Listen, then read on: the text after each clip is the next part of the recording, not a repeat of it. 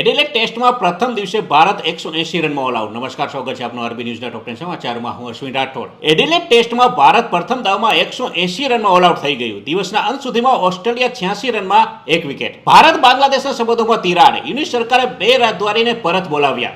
અમેરિકાના નોર્થ કેરોલિનામાં 7ની તીવ્રતાના ભૂકંપે અફરાતફરી મચાવી. અનેક લોકોના ઘરો તૂટ્યા. વિશ્વના સૌથી વૃદ્ધ જંગલી પક્ષીએ 74 વર્ષની વયે ઈંડું મૂકતા વૈજ્ઞાનિકો થયા આશ્ચર્યચકિત. પાકિસ્તાનમાં નહીં યોજાય champion trophy. Champion trophy hybrid મોડલમાં જ યોજાશે. દુબઈમાં રમાશે ભારત પાકિસ્તાનની મેચ.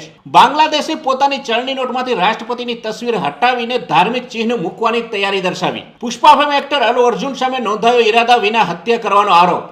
પુષ્પા 2 ફિલ્મના પ્રીમિયરમાં નાસભાગ થતા મહિલાનું મોત થયું હતું. એ મામલે પોલીસે કેસ દાખલ કર્યો. તો પુષ્પા 2 ફિલ્મે રિલીઝ થતાં જ મચાવી દીધી ધૂમ. 100 કરોડથી વધુની કમાણી કરીને 3 ફિલ્મોના રેકોર્ડ તોડ્યા. બાંગ્લાદેશની સ્થિતિ પર વિશ્વના મૌનથી ભડક્યા પવન કલ્યાણ. કહ્યું, હવે તમારો ગુસ્સો ક્યાં છે?